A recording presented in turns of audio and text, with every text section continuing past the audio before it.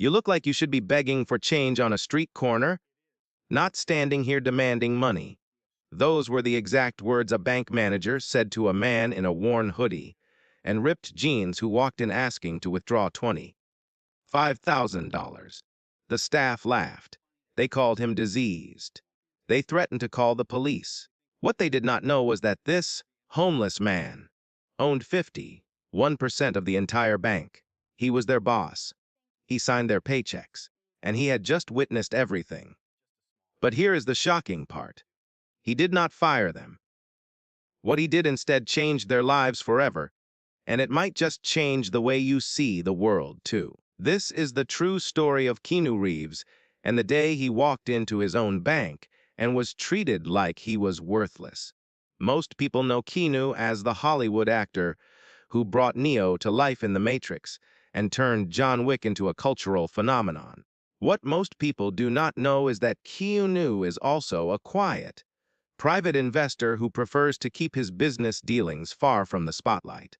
5 years before the events of this story, Keanu made a decision that would remain one of the best kept secrets in the financial world. Through his private investment company, Arch Motorcycle Holdings LLC, he acquired 51% of Pacific Trust Bank, one of the largest regional banks on the West Coast, with over 200 branches across California, Oregon, and Washington. Only 3 people knew about this arrangement: Catherine Wells, the CEO whom Keanu personally hired to run the bank, his personal attorney, who handled the paperwork, and Robert Kingston, the chairman of the board of directors. Why the secrecy? Because Keanu Reeves has never been the kind of man who flaunts his wealth. He is the same man who rides the subway, gives up his seat to strangers, and donates millions to children's hospitals without ever putting his name on the buildings. For Keanu, owning a bank was never about power or prestige. It was about creating something that could genuinely help people manage their money with dignity and respect. But lately, something had been troubling him. Catherine Wells had been sending him concerning reports. Customer attrition at Pacific Trust Bank had increased by 23% over the past 6 months. But what troubled Keanu more than the statistics were the stories hidden behind them. Anonymous complaints had been filtering in. Customers who felt they had been treated poorly. Elderly clients who said they were ignored while wealthier, looking patrons were served first. Working class families who felt unwelcome. People who left Pacific Trust Bank not because of fees or interest rates, but because they simply did not feel respected. Keanu could have delegated the problem to Catherine and her team. But that was not his way. He had always believed that the only way to truly understand a problem was to experience it firsthand. So he made a decision that would change everything. On a quiet Tuesday morning, Keanu Reeves stepped through the revolving doors of the flagship downtown Los Angeles branch of Pacific Trust Bank. The branch occupied the ground floor of a gleaming tower, all polished marble floors and soaring ceilings designed to project prosperity and success. But anyone who glanced at the man walking through those doors would have seen none of that prosperity reflected back at them. Keanu had dressed deliberately for this visit. He wore a faded gray hoodie, the fabric worn thin at the elbows, with a few small stains that suggested it had seen better days. His jeans were frayed at the hem and torn at one knee, not in the fashionable way, but in the way that comes from years of actual wear. His sneakers were old and scuffed, the soles worn down from countless miles. He had not shaved in nearly 2 weeks, and his beard had grown thick and unkempt, covering much of his face. His long dark hair was pulled back in a loose, messy ponytail beneath a worn baseball cap pulled low over his eyes. He carried no watch, no jewelry, just an old canvas backpack slung over one shoulder. In short, Keanu Reeves looked like a man who might be living on the streets. Like someone who had wandered in from the park, perhaps looking for a warm place to sit. That was entirely the point. Instead of approaching the counter immediately, Keanu took a seat in the waiting area near the entrance. He noticed how a security guard glanced his way, eyes lingering with suspicion before looking away. A well-dressed woman nearby gathered her belongings and moved to a seat farther from him. These small reactions told him everything about how he was being perceived. He pulled out his phone and pretended to scroll through it, but his eyes were watching everything. What he witnessed over the next 45 minutes would stay with him forever. The first thing he noticed was the arrival of a businessman in an expensive tailored suit. Before the man had even fully entered the lobby, a bank employee rushed over to greet him with a warm smile. "Good morning, sir." "Right this way, please." The businessman was escorted directly to a private office, bypassing the line entirely. No number, no wait, just immediate, personalized service. A few minutes later, an elderly couple walked in. They were perhaps in their 70s, dressed in simple, clean clothes that spoke of modest means. The woman clutched her purse close. The man walked with careful, slow steps. No one rushed to greet them. A teller barely looked up and pointed toward a machine by the wall. "Take a number and have a seat." No smile, no warmth, just a dismissive gesture. Keanu watched as the couple made their way slowly to the seating area. They would wait for over an hour before being served. The pattern continued with each new customer. A young construction worker in dusty clothes approached the counter to make a simple deposit. The teller examined his cash with suspicion, held each bill up to the light, and asked him repeatedly where the money had come from. His face flushed with humiliation as other customers stared. A 2-minute transaction stretched to nearly 15. A middle-aged woman attempted to open a savings account. She had all the required documents and enough money for the deposit. But the teller frowned, conferred with a colleague in whispers, and told her that her application would need additional review. She should come back another day. Then, a young woman walked in wearing designer clothes and carrying an expensive handbag. She was served in under 3 minutes, the teller chatting pleasantly with her, laughing as if they were old friends. Keanu counted the interactions. 5 customers who appeared wealthy received immediate, friendly service. 5 customers who appeared working, class, or elderly were made to wait, questioned extensively, or treated with barely concealed contempt. The discrimination was not subtle. It was systematic, and it was happening in his bank, under his watch. After 45 minutes of observation, Keanu stood up and walked toward the teller windows. He approached the counter staffed by a young woman whose nameplate read Melissa Turner. She appeared to be in her mid-20s. When Keanu had watched her earlier, she had been laughing with her colleagues, her smile bright and genuine. That smile vanished the moment she saw him. Melissa's eyes traveled from his cap down to his stained hoodie, past his ripped jeans, and finally to his scuffed sneakers. Her expression shifted rapidly from surprise to confusion to something that looked very much like disgust. She did not greet him with a smile. She did not welcome him to Pacific Trust Bank. "Can I help you?" she said, her voice noticeably cold. "I would like to make a withdrawal." "Please?" Keanu said calmly. He slid his driver's license and a withdrawal slip across the counter. On the slip, written clearly, was the amount: $25,000. Melissa picked up the slip. Her eyes widened. She looked at the number, then at Keanu, then back at the number. "You want to withdraw $25,000. She said it loudly.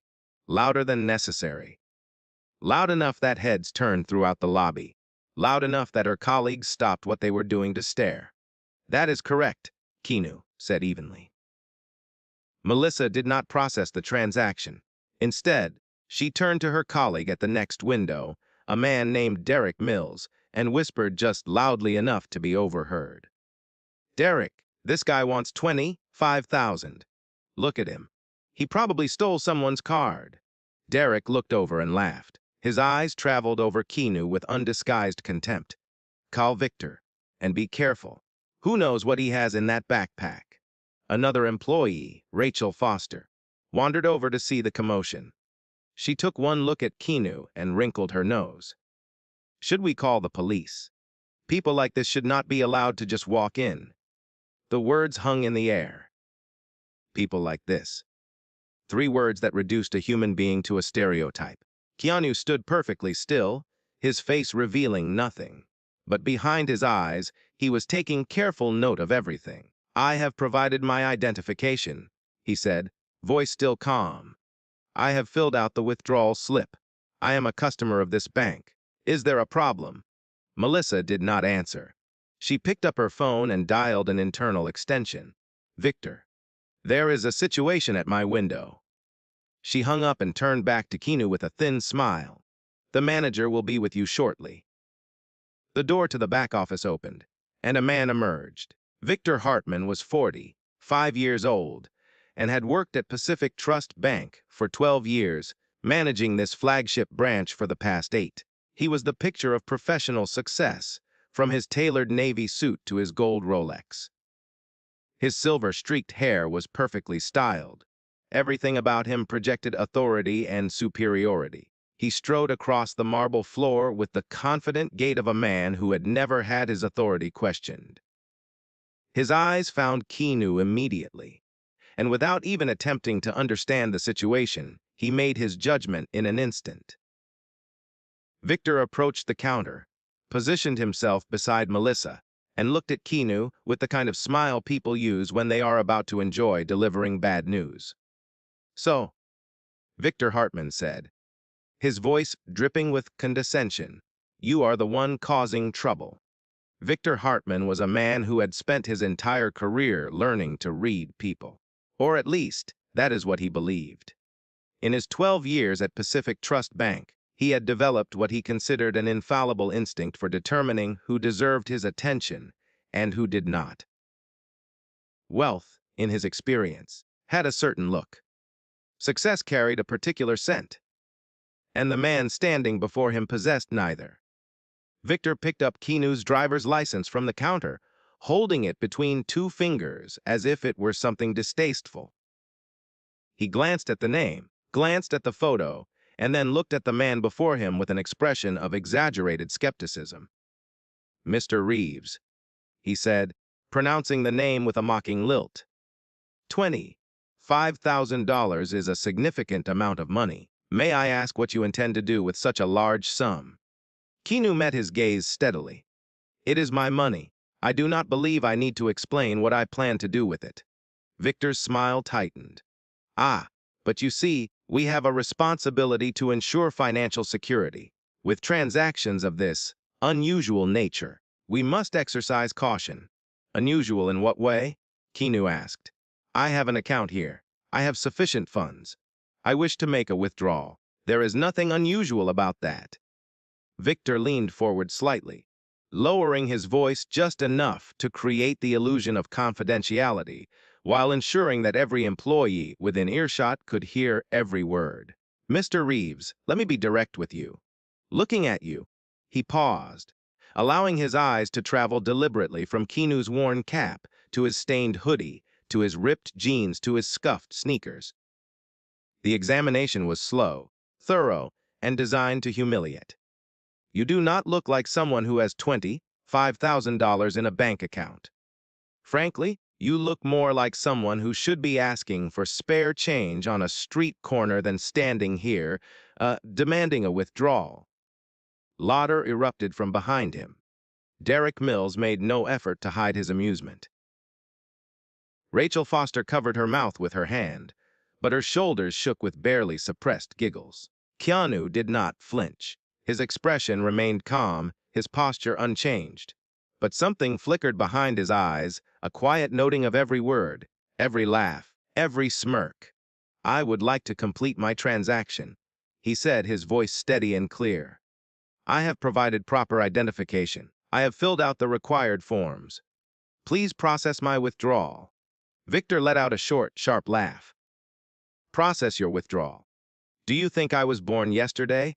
He shook his head slowly, as if dealing with a particularly slow child. I have been in banking for 12 years. 12 years. I know who belongs in a place like this and who does not. He pointed a finger directly at Keanu's chest.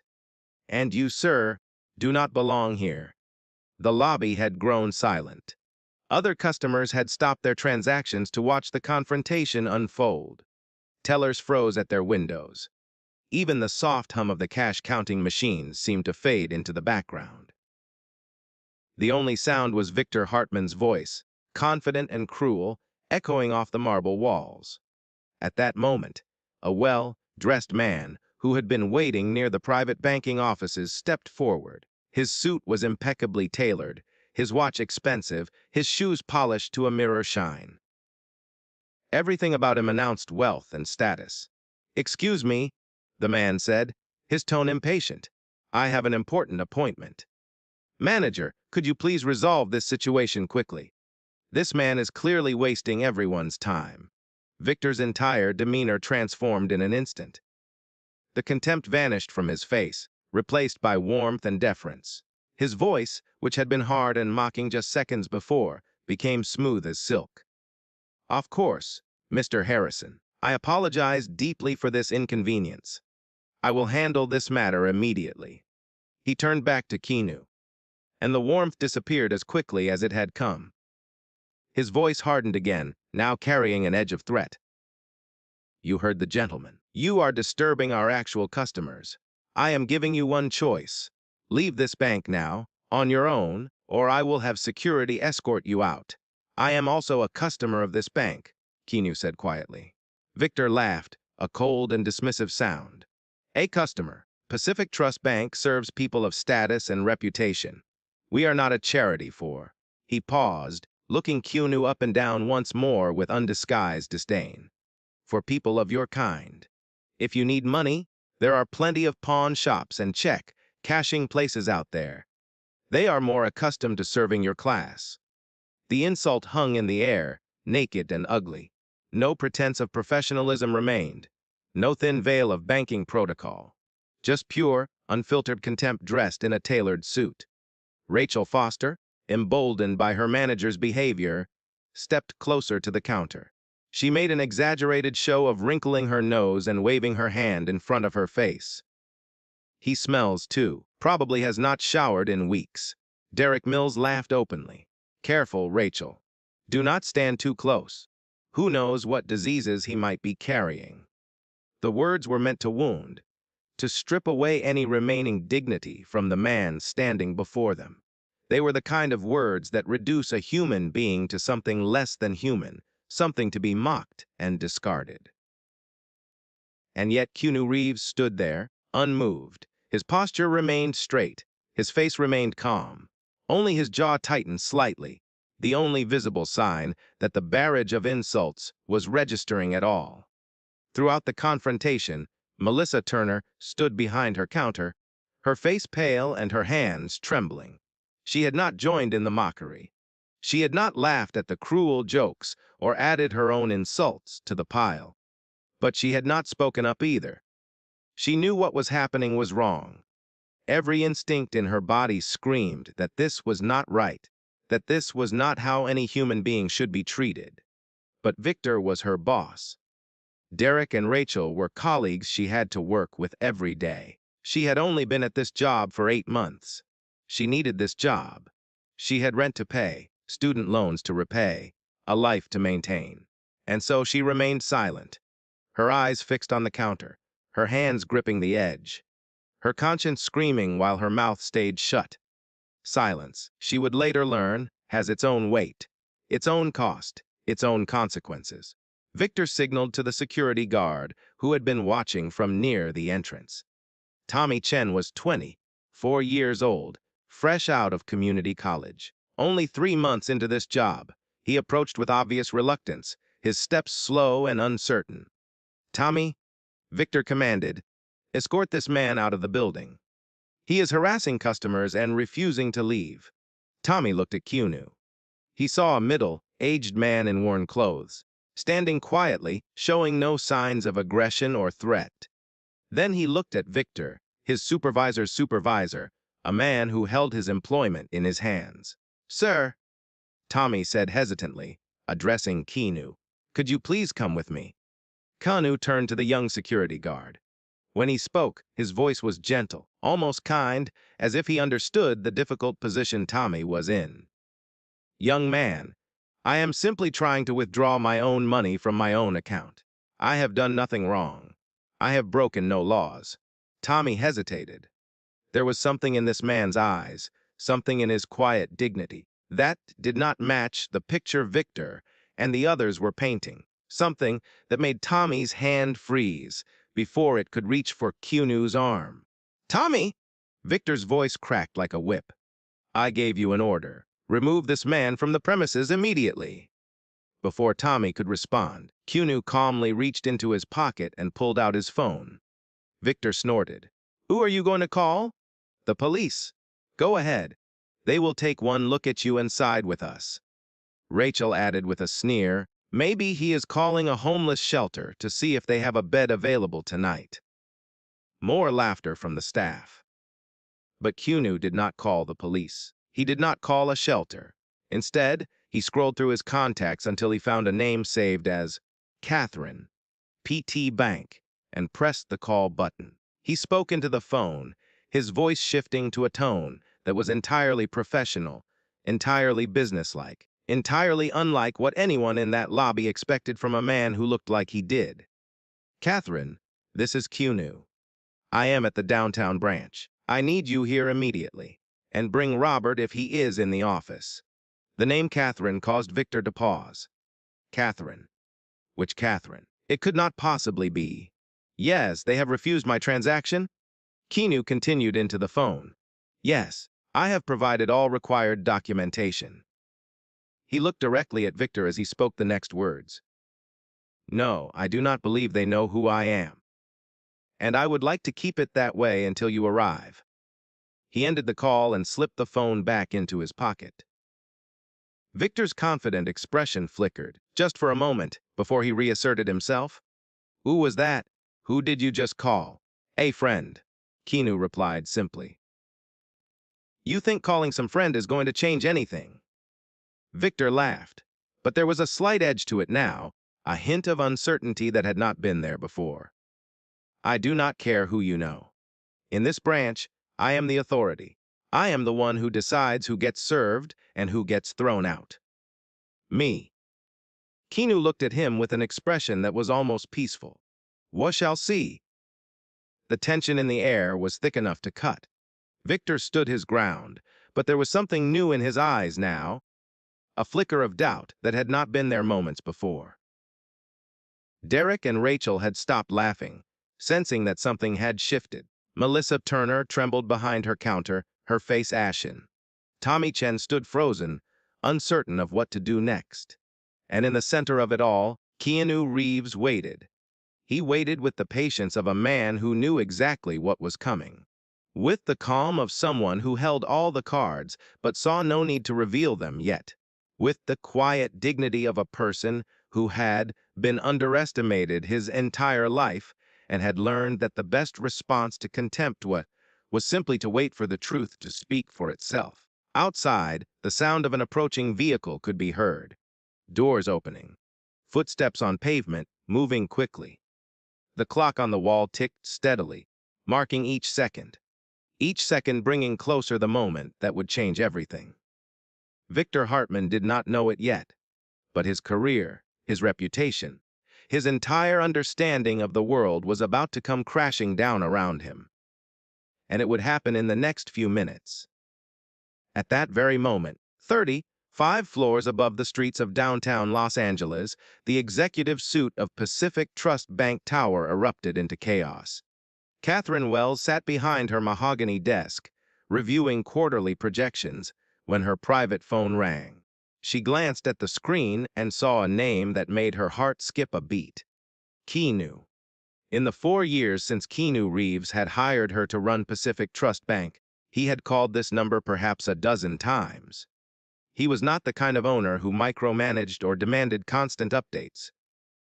He trusted her to do her job, and she had never given him reason to doubt that trust. But something in his voice, when she answered, told her this was not a routine call. Catherine, this is Keanu. I am at the downtown branch. I need you here immediately. And bring Robert if he is in the office." His tone was calm, too calm. The kind of calm that comes not from peace, but from carefully controlled anger. In 4 years of working with him, Catherine had never heard that particular quality in his voice before. "I understand," she said. "I will be there right away." She hung up the phone and sat motionless for a moment, her face draining of color. Then she moved. "Lisa?" She called to her assistant as she grabbed her jacket. "Contact Robert Kingston and tell him to meet me in the lobby immediately, and pull all security footage from the downtown branch for the past hour. Everything." Lisa looked up, startled by the urgency in her boss's voice. "Is everything all right? What happened?" Catherine was already halfway to the door. Someone just made the biggest mistake of their career. 3 floors down, in the security monitoring center, head of security Marcus Webb was executing Catherine's orders with military precision. His fingers flew across the keyboard, pulling up multiple camera feeds from the downtown branch onto the wall of screens before him. When the footage began to play, the room fell silent. On the screens, crystal clear in high definition, they watched a man in shabby clothes standing at the teller counter. A man that everyone in that monitoring room recognized instantly, despite the unkempt beard and worn baseball cap. "Dear God," Marcus breathed. "That is Keanu Reeves." A junior security officer leaned forward, squinting at the screen. "Are you sure? Look at how he is dressed. He looks like—" "I know what he looks like." Marcus cut him off. "But that is definitely him. I have seen him in person at board meetings. That is the owner of this bank." They watched in horrified silence as the scene unfolded. They heard Victor Hartman tell Keanu he looked like someone who should be begging for change on a street corner. They watched Derek Mills and Rachel Foster laugh and mock. They heard every insult, saw every sneer, witnessed every moment of the systematic humiliation. They called the owner of the bank a potential thief. The junior officer whispered, his face pale. They told him to go to a pawn shop. Marcus was already reaching for the phone. "Get legal up here. Get HR. And make sure every second of this footage is preserved and backed up. We are going to need it." Back in the downtown branch, Victor Hartman's confidence had returned. 10 minutes had passed since Keanu's phone call, and nothing had happened. No cavalry had arrived. No mysterious friend had appeared. The scruffy man still stood at the counter, but now Victor was certain he had been bluffing all along. "So?" Victor said with a smug smile. "Your friend seems to be running late. What a surprise." He turned to Tommy Chen, who still stood uncertainly nearby. "Tommy, I have been patient enough. Remove this man from the premises." "Now?" Derek Mills snickered. "I knew he was bluffing. People like him always do that, pretending to know important people." Rachel Foster nodded. "We should have called the police from the beginning." Keanu remained perfectly still. He did not argue. He did not plead. He simply glanced at the clock on the wall, then looked toward the main entrance. "About 30 seconds now," he said quietly. Victor laughed. 30 seconds until what? A miracle? Something like that. Victor opened his mouth to deliver another cutting remark, but he never got the chance. Exactly 30 seconds later, the main doors of Pacific Trust Bank burst open with such force that they slammed against the walls. The sound echoed through the marble lobby like thunder. Catherine Wells strode into the bank. She was dressed in a perfectly tailored black suit, her heels clicking sharply against the stone floor with each purposeful step. Her face was set in an expression of cold fury that made the temperature in the lobby seem to drop several degrees. Behind her came Robert Kingston, the 60-year-old chairman of the board of directors, his silver hair immaculate and his eyes sharp as steel. 2 other board members followed, along with the head of the legal department. They moved like an army advancing into battle. Every activity in the bank froze. Customers stopped mid-transaction. Tellers stopped breathing. Even the soft hum of the cash-counting machines seemed to fall silent. All eyes turned to the group of executives who had just invaded the lobby with the force of a natural disaster. Catherine's eyes swept across the room, searching. When her gaze found Keanu, standing calmly at the counter in his worn clothes, something in her expression shifted. Estiope! Evir Stope. IGHT now. Her voice rang out like a thunderclap, silencing every whisper, freezing every movement. Victor Hartman, for the first time in his 12 years at Pacific Trust Bank, looked like a deer caught in headlights.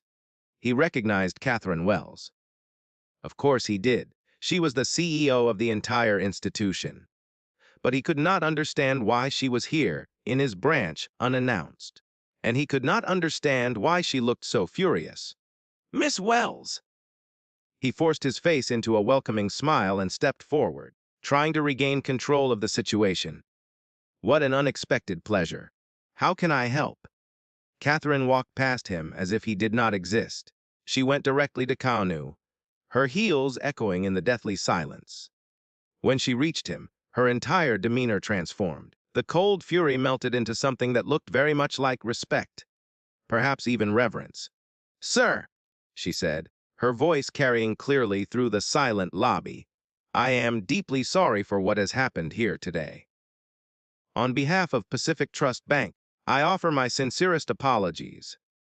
The shift in her attitude sent shockwaves through the room. The CEO of a major bank was apologizing to a man who looked like he lived on the streets. Customers exchanged bewildered glances. Tellers whispered to each other. Something was very, very wrong with the picture they thought they understood. Victor's smile faltered. Miss Wells, I do not understand. This man was attempting to make a suspicious transaction. I was simply following protocol. Catherine turned to face him. Her eyes were like razors. Silence. One word. Just one word. But it carried the weight of a death sentence. Victor's mouth snapped shut. Catherine turned to face the assembled staff of the downtown branch. Derek Mills had shrunk back against the counter, his earlier bravado completely evaporated. Rachel Foster was trembling visibly, tears already forming in her eyes. Melissa Turner gripped the edge of her counter as if it were the only thing keeping her upright. Tommy Chen had retreated to a corner, trying to make himself invisible. Do any of you know who this man is? Catherine asked, her voice eerily calm. The man you have spent the last hour humiliating. Silence. Nobody dared to speak. This, Catherine said, gesturing toward Keanu, is Keanu Reeves. The name meant nothing to them. Or rather, it meant something, but not something that made sense. Keanu Reeves was a movie star. Keanu Reeves wore designer clothes to premieres and drove expensive cars. Keanu Reeves did not stand in bank lobbies wearing stained hoodies and ripped jeans. Catherine continued, her voice rising to ensure everyone in the lobby could hear every word. Keanu Reeves is not just the Hollywood actor you might know from The Matrix or John Wick. He is the majority owner of Pacific Trust Bank. He owns 51% of this institution. Every paycheck you receive, every bonus you earn, every benefit you enjoy comes from his investment in this company. She paused, letting the words sink in. He is, in the most literal sense possible, the man who pays your salaries. Time stopped. Victor Hartman's face went white. His knees seemed to buckle beneath him, and he had to grab the counter to keep from falling. Derek Mills clapped a hand over his mouth, his eyes wide with horror. Rachel Foster burst into tears on the spot, her body shaking with sobs. Melissa Turner looked like she might faint. No, Victor whispered, his voice barely audible. That is not. I did not. It cannot be. Robert Kingston stepped forward. At 60 years old, with his silver hair and stern demeanor, he was known throughout the company as a man of few words and absolute standards. When he spoke, his voice was cold enough to freeze water. Victor Hartman, 12 years at Pacific Trust Bank. 12 years building your career. He paused, letting the weight of his words settle.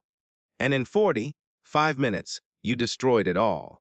Victor fell to his knees. Literally fell, his expensive suit crumpling against the marble floor. Mr. Reeves, Mr. Kingston, please let me explain. Explain what? Robert's voice was merciless. That you told the owner of this bank he looked like he should be begging for change on a street corner. That you suggested he take his business to a pawn shop. That you said this branch does not serve people like him. Each question landed like a physical blow. Victor flinched with every word. We have everything on camera, Catherine added. Every word, every action, every contemptuous smile. Derek Mills, desperate to save himself, stepped forward with his hands raised. I was just following Victor's lead, he said quickly, his voice cracking. The culture here, the way we were trained. Catherine cut him off.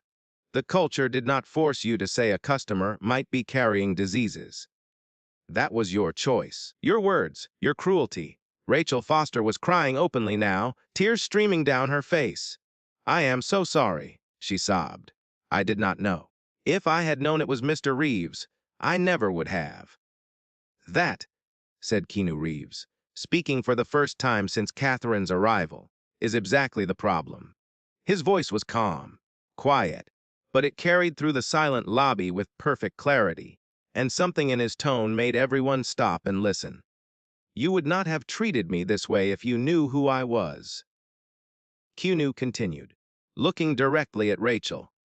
But you were perfectly willing to treat me this way when you thought I was nobody, when you thought I was just some poor man who wandered in off the street. He paused, letting his words settle over the room. The issue is not that you disrespected someone rich and powerful.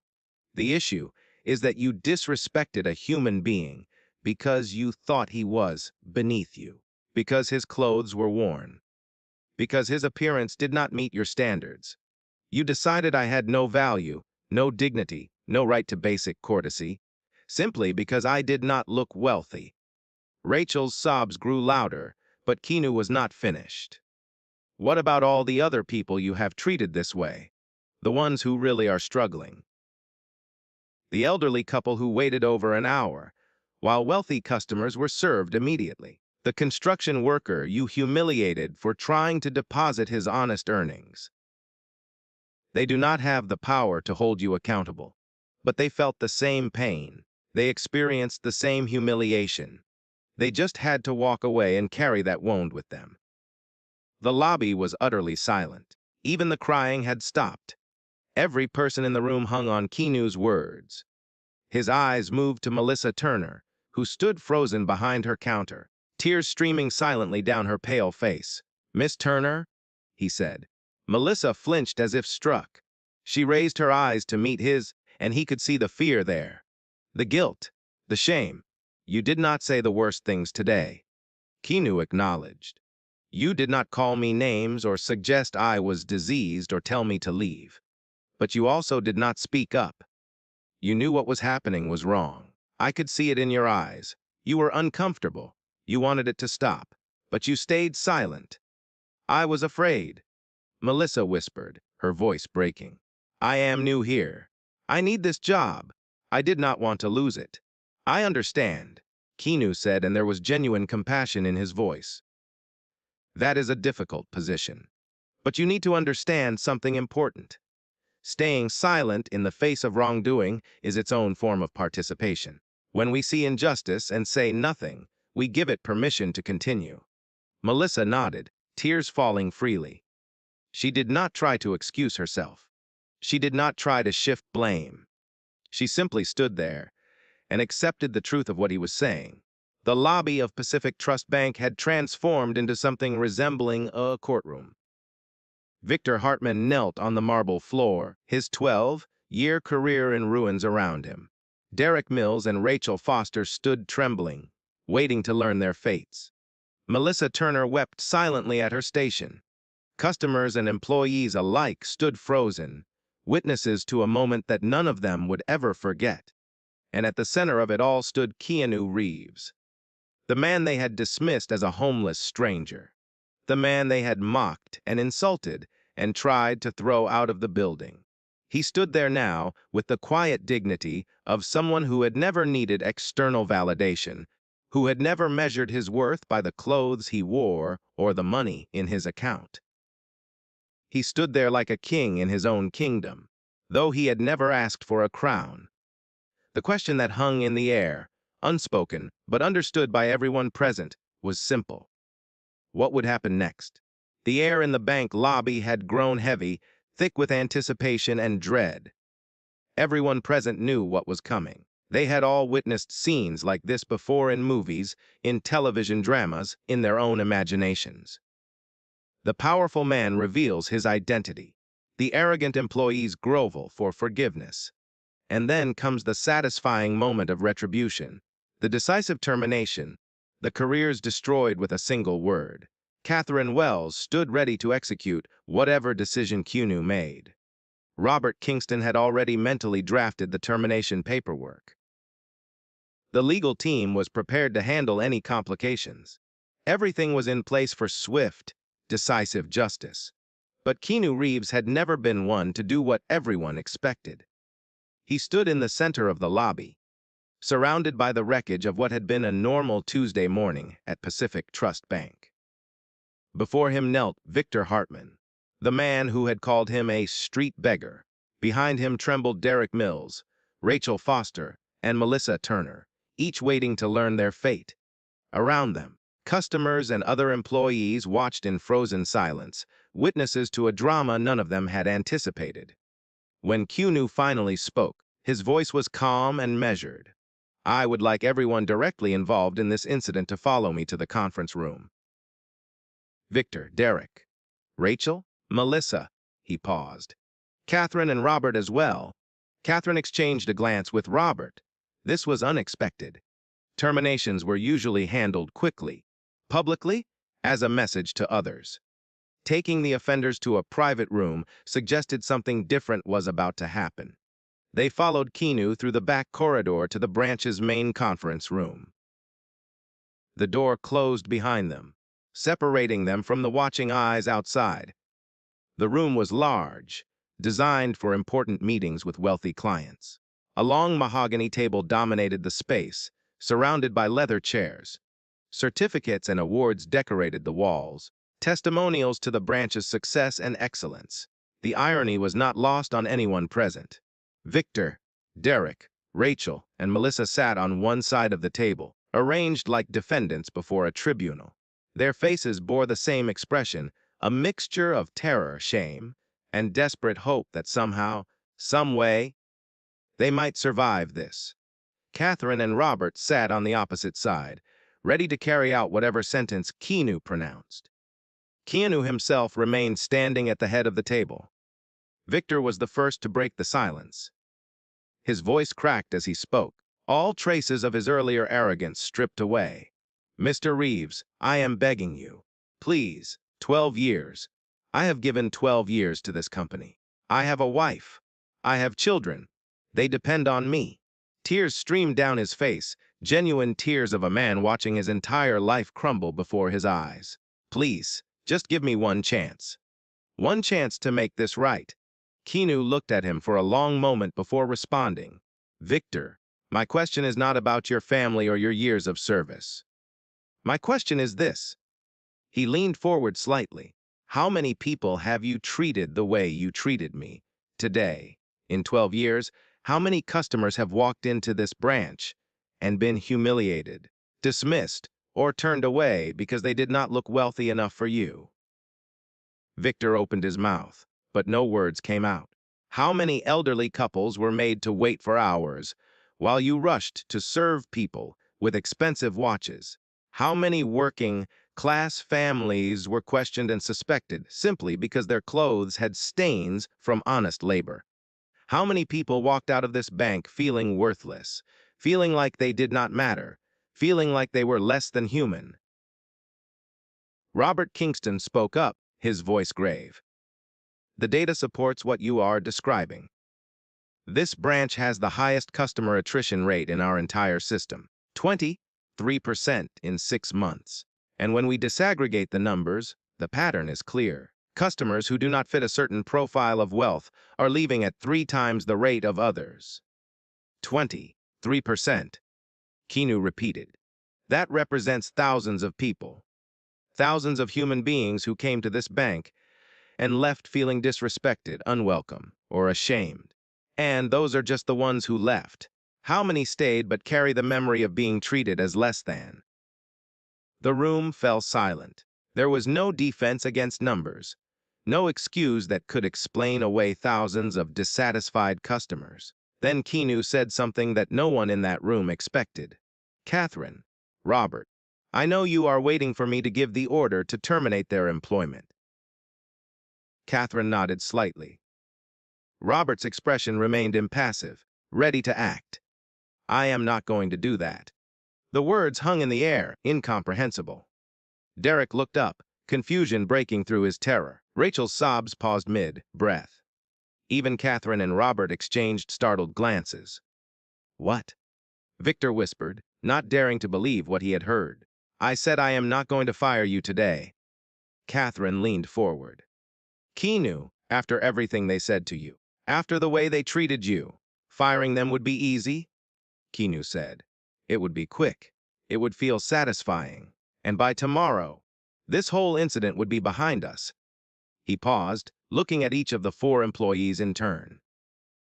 But it would not change anything. Victor would find another job at another bank and continue treating people the same way. Derek and Rachel would learn only that they should be more careful about who they insult. They would not actually become better people. They would just become better at hiding who they really are. He walked slowly around the table, his footsteps the only sound in the room. "I do not want them to hide who they are. I want them to change who they are. And that requires something more difficult than termination. It requires accountability, growth, the hard work of becoming someone different." He stopped at the head of the table and faced them directly. "Here is what is going to happen." Victor straightened in his chair, hardly daring to breathe. "Victor, you have been a manager for 8 years. You have spent 8 years in an office, looking at numbers on screens, deciding who deserves attention and who does not based on their appearance and assumed net worth. Starting tomorrow, you will be demoted to the position of entry-level teller. You will work the counter. You will serve every customer who walks through those doors, regardless of what they look like, what they wear, or how much money they have. Your salary will be reduced by 60% to reflect your new position." Victor's face went through several emotions in rapid succession. Relief that he was not being fired. Shock at the severity of the demotion. And then something else, something that might have been the beginning of understanding. This will continue for 1 year, 12 months.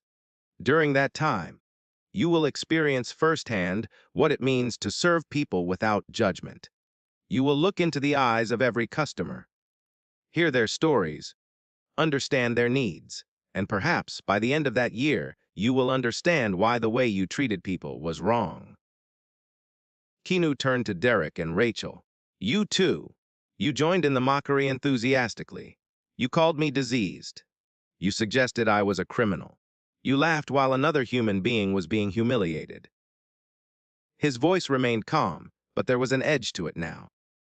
"You will continue your jobs here, but you will also perform 20 hours per week of volunteer work. This will be in addition to your regular duties, not instead of them." Derek swallowed hard. Volunteer work. Yes, at 3 different organizations: a homeless shelter, a senior center for elderly people living alone, and a food bank serving low-income families. Kunu's eyes met Derek's. "You will spend time with the very people you have been taught to look down upon. You will serve them meals. You will listen to their stories. You will learn that they are human beings with dignity, with histories, with dreams and disappointments just like yours. This will continue for 6 months. I will receive monthly reports from each organization about your attendance and your attitude. If those reports are anything less than exemplary, your employment here ends immediately." Rachel was crying again, but quietly now, tears sliding down her cheeks in silence. Finally, Keanu turned to Melissa. "Miss Turner, your situation is different from the others." Melissa looked up, fear and hope warring in her eyes. "You did not say the cruelest things today. You did not call me names or suggest I was diseased. But you also did not speak up when you could have. You watched injustice happen and you chose silence because it was safer. He paused. I understand why. You are young. You are new. You were afraid. Those are human responses to a difficult situation. Melissa nodded, not trusting herself to speak. You will participate in the volunteer program as well, but only for 3 months. After that, I have a different assignment for you. She looked up, surprised. I am creating a new position at this company. Someone needs to lead the effort to change the culture here, to make sure what happened today never happens again. I want you to lead that effort. Melissa's eyes widened. Me. But I am just a teller. I have only been here 8 months. Which is exactly why you are right for the job. You saw the problem clearly because you had not yet become numb to it. You felt the wrongness of what was happening, even if you did not have the courage to speak up. That awareness is valuable. Keanu's voice softened. Sometimes the best people to prevent mistakes are those who have made them and truly understood why they were wrong. He stepped back, addressing all 4 of them together. There is one final condition that applies to everyone. If any of you violate these terms, if any of you return to your old behavior, if you treat any customer with disrespect or discrimination, your employment will be terminated immediately. No warnings, no second chances beyond this one. And there will be no letter of recommendation. You will leave with nothing but the knowledge that you wasted the opportunity you were given. The room was utterly silent. Victor, still processing everything, finally managed to speak. Mr. Reeves, I do not understand. After everything we said to you, after the way we treated you, why are you not simply firing us? It is what we deserve. Keanu was quiet for a moment, as if considering how to answer. Because firing you is easy for me but meaningless for you.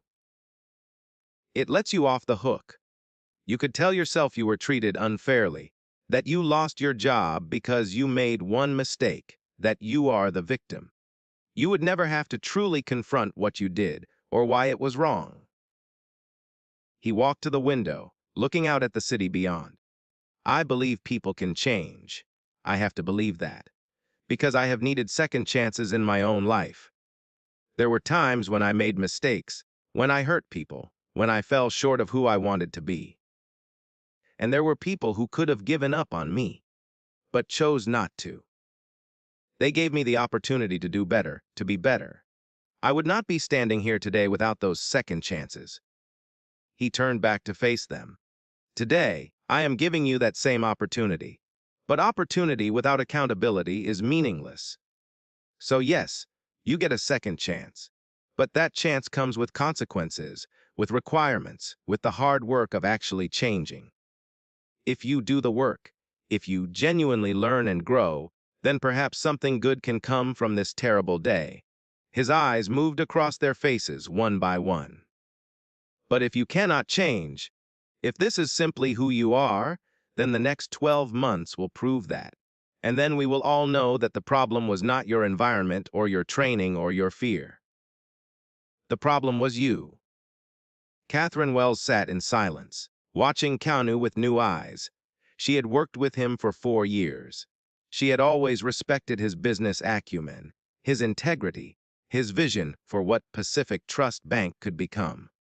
But in this moment, she realized there were depths to this man she had never fully appreciated.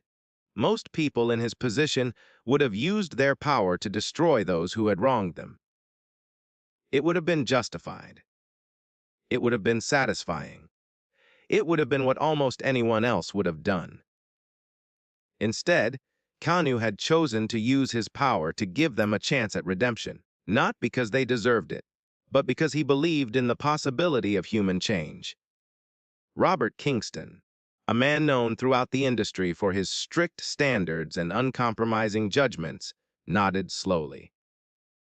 This was not the approach he would have taken. But watching Keanu now, listening to his reasoning, Robert found himself moved in ways he had not expected. There is wisdom in this, Robert said quietly. Different, unexpected, but wise. The four employees sat in stunned silence, processing what had just happened. They had walked into this room expecting to lose their jobs, their careers, everything they had worked for. Instead, they had been given something far more challenging than termination.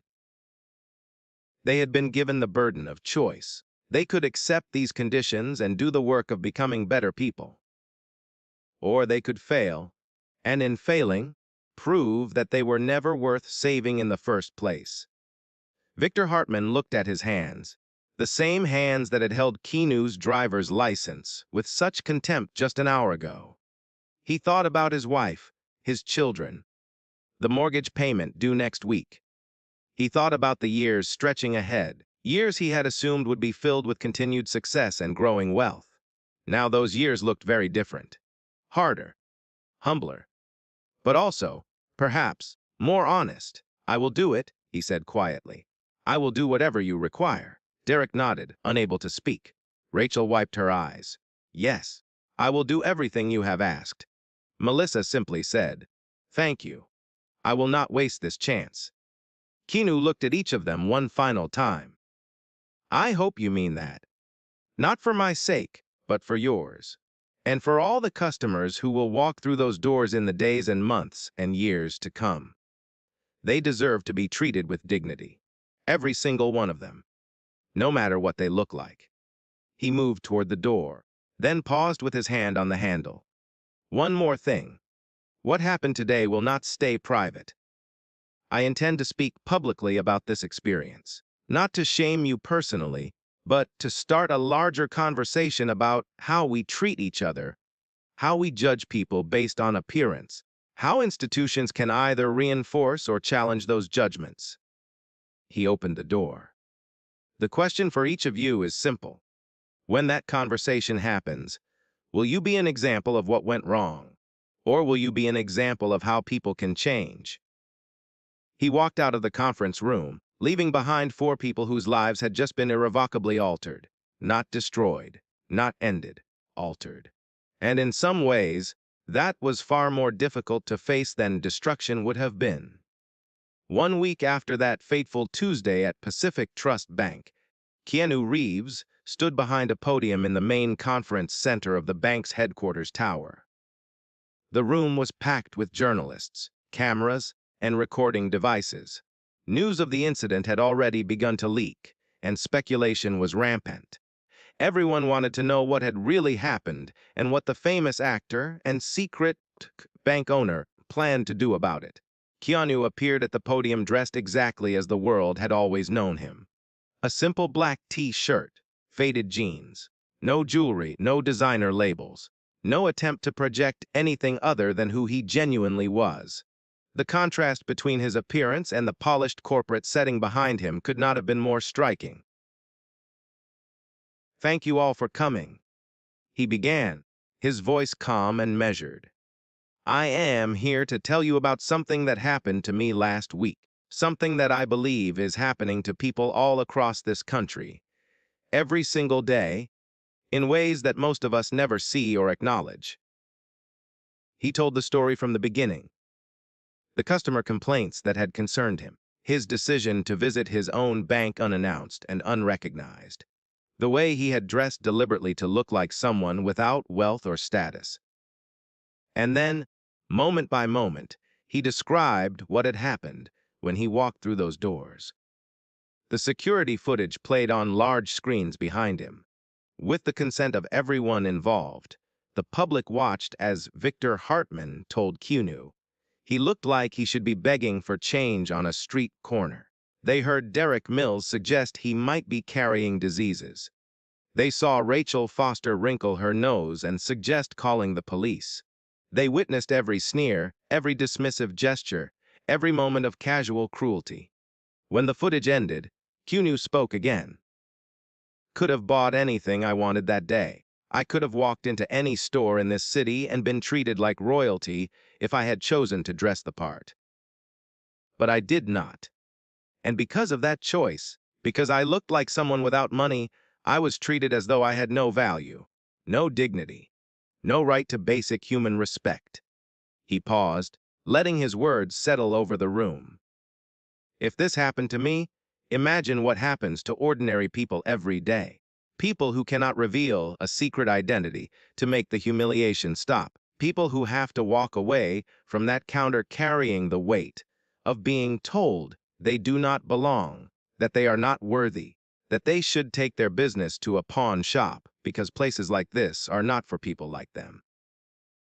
The room was utterly silent. Cameras flashed, but no one spoke. I am not here to destroy careers or seek revenge, Keanu continued. The employees involved in this incident have not been fired. Instead, they have been given something much harder than termination. They have been given the opportunity to change, along with the accountability to ensure that change is real. Whether they succeed or fail will be their choice. He then announced the creation of a comprehensive initiative called Every Customer Matters. Pacific Trust Bank would invest $30 million in a complete transformation of its culture and practices. The changes would be sweeping. Effective immediately, all VIP rooms and priority lanes based on account balance would be eliminated. Every customer, regardless of appearance or wealth, would be served in the order they arrived. No exceptions.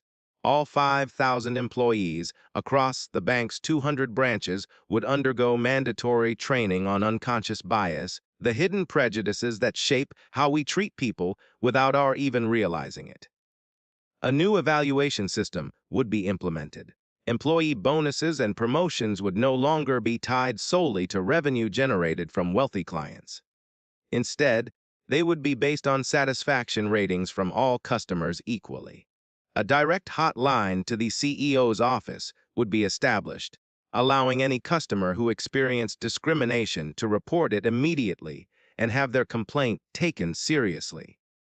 And perhaps most significantly, a program called Walk in Their Shoes would require all new employees to spend 1 week posing as low-income customers at various Pacific Trust branches.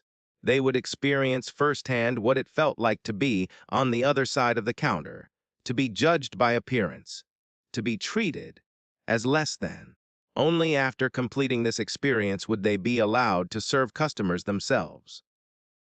The press conference made national news. But what captured the public's imagination was not the corporate initiative or the investment dollars. It was the simple humanity of a man who had been humiliated and chose education over retribution. 6 months passed. In that time, the lives of 4 people were irrevocably transformed. Victor Hartman had spent 6 months working as an entry-level teller at the very counter where he had once lorded his authority over others. The first few weeks had been agony. Every day, he had to face customers, knowing that many of them had seen the viral video, had watched him humiliate a man he thought was beneath him. The shame was suffocating. But something began to shift in the 3rd month. It started with a small interaction. An elderly woman, perhaps 75 years old, approached his window. She was dressed in clothes that had been mended many times, and she carried a worn envelope in her weathered hands. "I would like to deposit this, please," she said softly. Victor took the envelope. Inside was $50 in small bills. Before his demotion, Victor would have processed this transaction with barely concealed impatience. $50 was nothing, a waste of his time, a distraction from the clients who actually mattered. But now something made him pause. "May I ask what this is for?" he said gently. The woman's face lit up with a smile that transformed her tired features. "It is for my granddaughter. She wants to be a doctor someday. I save $50 every month from my pension. It is not much, but in 18 years, maybe it will help her with school." Victor looked at the $50 in his hands. For the first time in his career, he truly saw what it represented. Not a trivial sum, not a waste of time, but hope, sacrifice, love. "That is wonderful," he said, and meant it. "She is lucky to have a grandmother like you." The woman's eyes glistened. "Most people just take the money and hand me a receipt. Thank you for asking." That night, Victor went home and wept. In an internal interview conducted for the company's training materials, Victor spoke about his transformation. For 12 years, I looked at numbers on a screen and thought I understood banking. I did not understand anything. Those numbers represent people. Real people with real lives, real dreams, real struggles. That woman and her $50 taught me more about what this job should mean than all my years in a corner office. When his year of demotion ended, Victor was offered his management position back. He declined. "I prefer being close to the customers," he explained. "That is where the real work happens. That is where I can actually make a difference in someone's day." Derek Mills completed his 6 months of volunteer work as required. The experience at the homeless shelter had shaken him in ways he had not anticipated. He met men and women who had once held jobs like his, who had families and homes and futures until illness or accident or simple bad luck had taken everything away. One man in particular stayed with him. His name was Michael, and he had been a financial analyst before his wife's cancer diagnosis and the medical bills that followed wiped out everything they had. "I used to look at people like me and think they must have done something wrong to end up here," Michael told him one evening. "Bad choices, laziness, something. Because I needed to believe there was a wall between them and me. That I was safe. That it could never happen to someone like me." Derek could not get those words out of his head. When he returned to Pacific Trust Bank, Derek requested a transfer to a new role.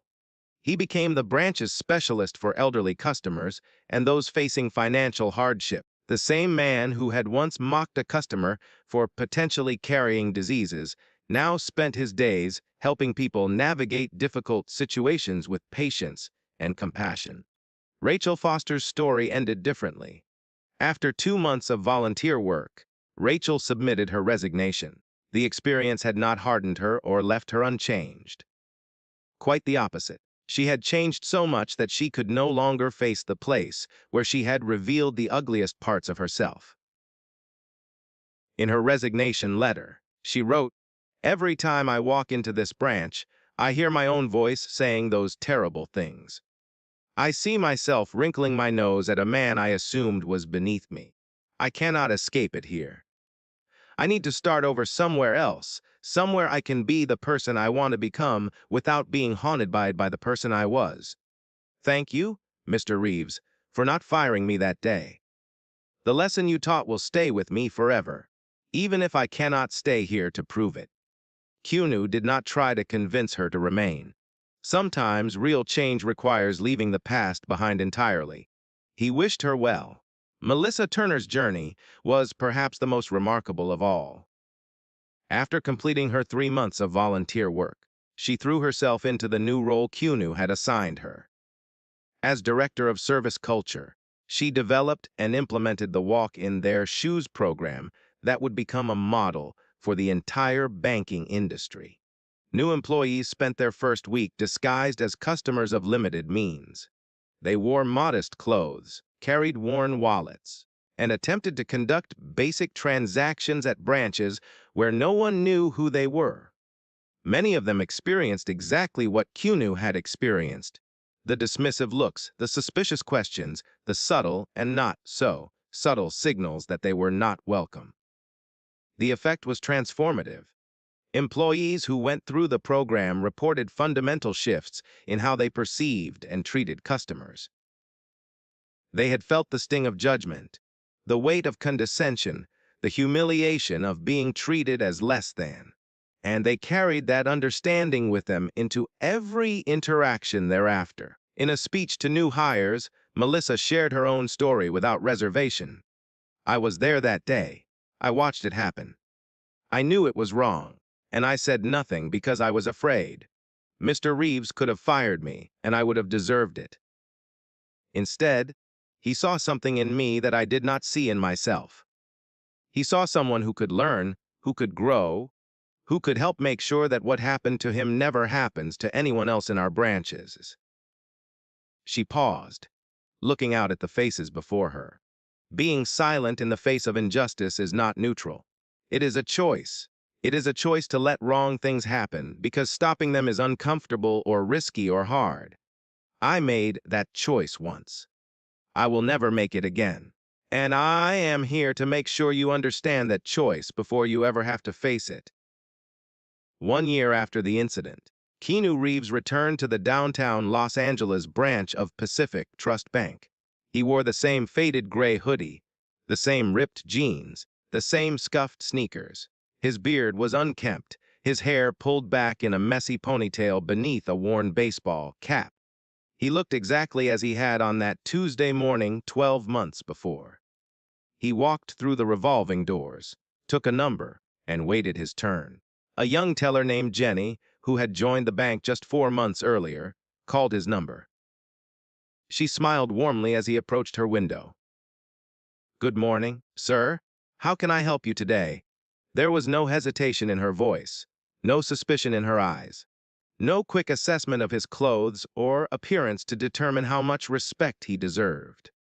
Just genuine warmth extended to a fellow human being.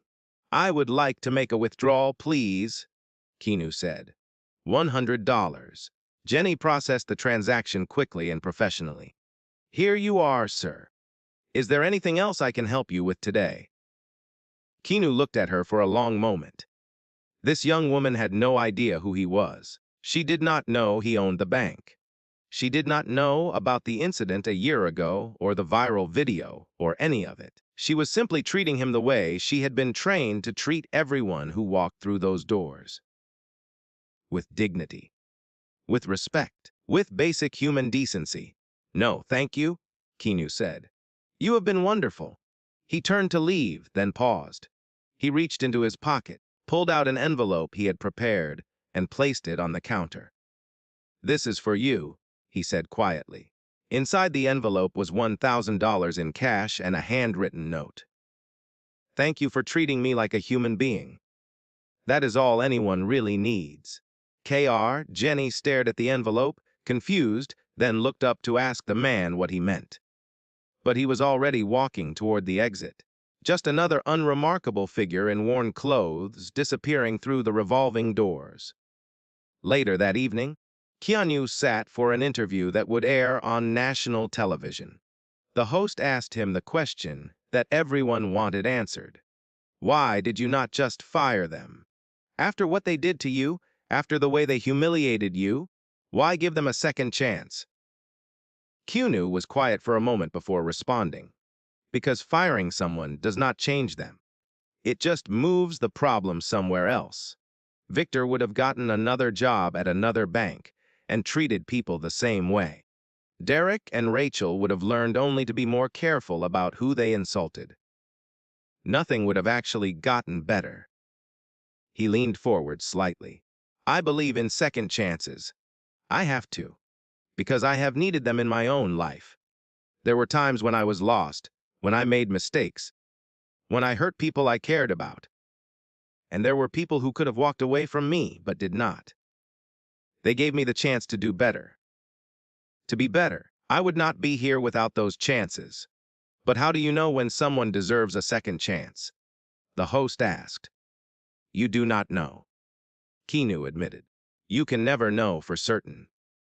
Some people will take that chance and waste it. Others will take it and transform completely. The only way to find out is to offer the chance and see what they do with it." He paused, choosing his next words carefully. "Wealth does not make anyone more valuable. Appearance does not reveal character. If you only treat people with respect when you discover they are rich or powerful, that is not respect at all. That is calculation. That is self-interest.